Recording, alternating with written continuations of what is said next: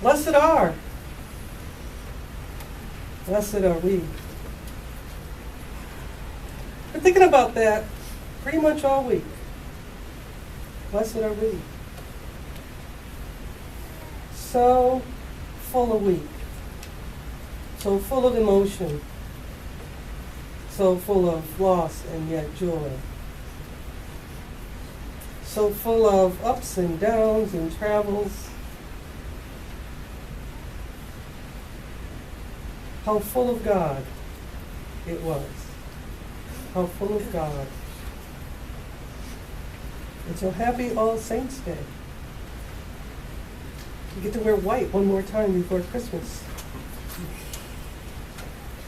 And happy anniversary. Happy anniversary. Happy anniversary. Faith family, 5 years of offering sanctuary. 5 years of offering extravagant welcome. 5 years of offering a table where all are welcome and fed. 5 years of being Christ's eyes of compassion, Christ's words of comfort, Christ's heart of love. Happy anniversary. It's been a great 5 years. And as I said at the last meeting I was at, when everybody was talking about the longevity of their churches and celebrating 100 years and 120 years and 100 whatever years, and I said, and we will be celebrating our 100th anniversary as well in 95 years. And that's what we'll be doing. Some of us anyway, maybe. Depends on what science can do for us. So it's All Saints Day, and who are saints? We have all these different understandings. If any of you, I did a whole bunch of reading about it. It was really kind of fun. And I was trying to find jokes about saints because I thought that would be really great. But it kept pulling up these really obnoxious things about the New Orleans football team. And I mean, some of them were really disgustingly gross as jokes. And I went, I can't believe they posted these even. You know, so it wasn't really what I was looking for. But you know, if you think about it, I don't know how many were raised Catholic or have some understanding of the Catholic faith. Pretty much if you were raised Catholic, nobody in this room is a saint. Okay? Is that pretty much the understanding? Did I get that right? Okay. Perfect. If you were raised Protestant, how many people were raised Protestant? Pretty much everybody in the room is a saint, right? It's pretty much the way it works, you know. Then there's Saint Fred, also known as Mr. Rogers. And you know, he said, even people who are good most of the time are bad some of the time. That fits you. And people who are bad most of the time are good some of the time. That fits me. I don't know who else it fits. But, I mean, at least Al says that. Or to quote another classic piece of literature, which is Monty Python's Life of Brian. Anybody familiar with that? Life of Brian? In which St. Francis of Assisi says, preach the gospel at all times. Use words if necessary. I really like that. I really like that. Use words if necessary. So have we preached the good news? Have others seen God the way God sees us and we see them the way God sees them? Have we touched them the way God has touched our lives? I have a story I want to share. For some reason I was thinking about this day, yesterday, which of course is really the Feast of All Saints on the 1st. And I kept thinking about The Fisher King. Does anybody remember that movie? It's an old one. The Fisher King, which starred Robin Williams and I don't know, somebody else. Okay? And it kept coming to me as part of what today's meaning was. And so I just want to read you this little bit that I found on that. The Fisher King begins with the king as a boy having to spend the night alone in the forest to prove his courage so he can become a king. Now while he is spending the night alone, he's visited by a sacred vision. Out of the fire appears the Holy Grail, a symbol of God's divine grace. And a voice said to the boy, you shall be keeper of the Grail so that it may heal the hearts of men. But the boy was blinded by greater visions of a life filled with power and glory and beauty. And in this state of radical amazement, he felt for a brief moment, not like a boy, but invincible. We've known that. Do you remember it?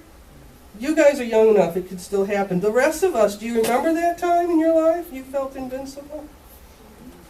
So he reached into the fire to take the grail, and the grail vanished, leaving him with his hand in the fire to be terribly wounded. As the boy grew older, his wound grew deeper, until one day life for him lost its reason. He had no faith in anyone, not even himself. He couldn't love or feel loved. He was sick with experience. He began to die. One day, a fool wandered into the castle and found the king alone. And being a fool, he was simple-minded. He didn't see a king. He only saw a man alone and in pain. And he asked the king, "What ails you, friend?" And the king replied, "I'm thirsty. I need some water to cool my throat." So the fool took a cup from beside his bed, filled it with water, and handed it to the king. As the king began to drink, he realized his wound was healed. He looked at his hands, and there was the Holy Grail, that which he had sought all of his life. And he turned to the fool and said with amazement, "How can you find that which my brightest and bravest could not?" And the fool replied, "I don't know. I only knew that you were thirsty."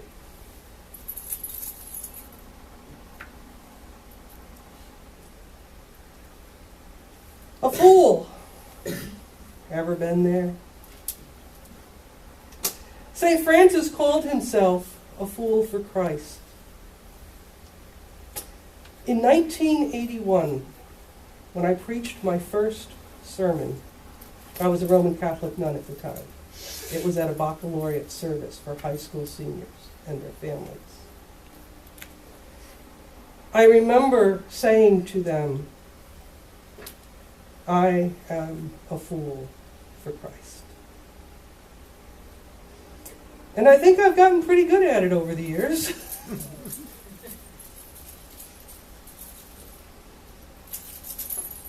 And if you want to be a fool, well, you just are. Being a fool for Christ, probably not such a bad fool to be. So what about us? We who named ourselves in 2009 Faith Family Community Church, and then rechristened ourselves in 2012 Faith Family United Church of Christ. What about us? We began today's service singing "When the Saints Go Marching In." And part of the words to that are, "Lord, I want to be in that number when the saints go marching in." Did y'all sing? I mean, I think everybody sang, right? Mm-hmm. So here's my question, church. What's the number? What's the number? I want to be in that number. Does it not suggest there is a number? A finite number? Early this morning, 3-ish, which is 4-ish in our new time, a friend of mine, a clergy colleague, Judy Bonner Bagley, turned me onto a website that's called, what's it called? Oh, I can't find what it's called. Rev Gal Blog Pals. You have to be a Rev Gal to be invited to it. It's a closed group. And when I went there, I found this really interesting sermon, but I couldn't find who had posted it. There was no name attached to it. But it was about this idea of the number. What's the number? And so another reading for today that we're not using is from Revelation. And if you are familiar with that, it talks about the number. And the number there is 144,690. sealed for God. Anybody know that number? 144,000 sealed for God. And whoever the author of this piece was, that suggests there's a guy with a clicker standing under the maximum occupancy sign posted on the pearly gates. So what's the maximum number? Is it 144,000?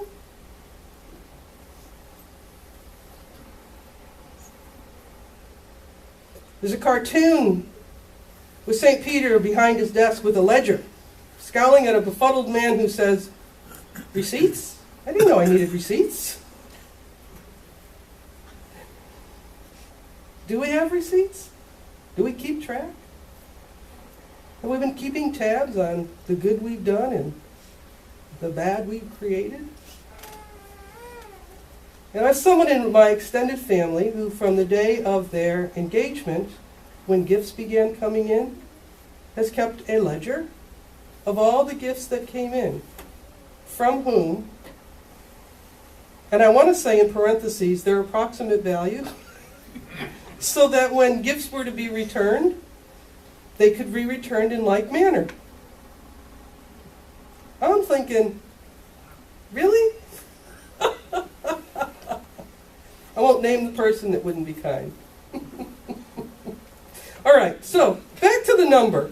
If there's 144,000, according to Revelation, that are sealed for God, and today's world population is something like 5,560,000 saints, minus the 144,000 special saints, I don't know what that number is, but whatever it is, it's finite. And it doesn't count everybody who is not alive today. Now, according to the author of this blog, this is theology from One Newer American Religious Movement.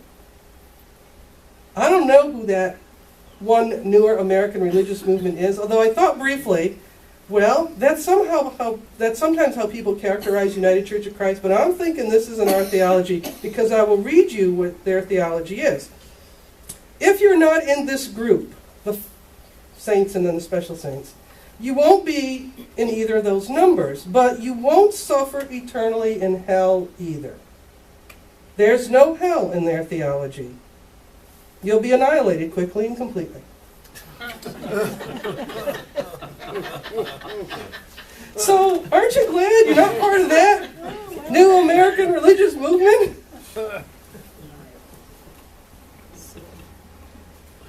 Who is in that number? Who is in that number? Well, Fred Phelps said it wouldn't be gay people, for all you here who are gay. And there are the fundamentalists teach if you don't explicitly accept Jesus Christ as your personal Lord and Savior, you wouldn't be in the group. You wouldn't be in the group if you're Protestant, according to some Catholics, and of course, you wouldn't be in the group if you're Catholic, according to some Protestants.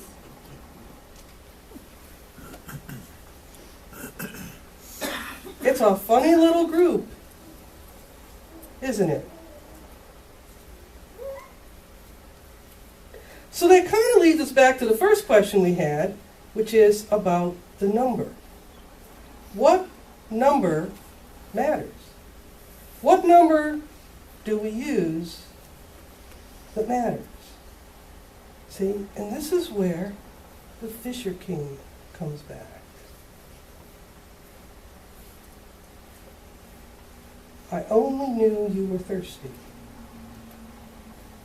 and wanted a cup of water. I only knew you were thirsty.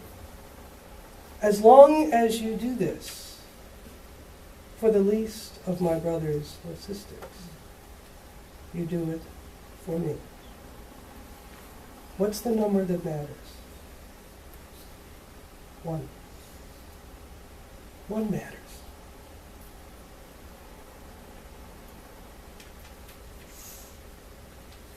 Jesus is the one who matters. And whoever we see the face of Jesus in, that one matters at that moment. We are one that matters to our God always. We don't have to be among those named in today's Beatitudes, blessed are, because we're already blessed. Blessed are we who feed and clothe the poor and the poor in spirit. Blessed are we who mourn with those who mourn. Blessed are we who are the fools for Christ. Blessed are we who seek always and with everyone to be in right relation, to be righteous, as God is righteous to us. Blessed are we who choose kindness over meanness. Blessed are we who make peace and refuse to be separated into factions or by others' labels for us. Blessed are we because we love and are loved by God without judgment or condition. On this All Saints' Day, the only number that matters is one, because we are one in the body of Christ, this day and all days. Amen. Amen.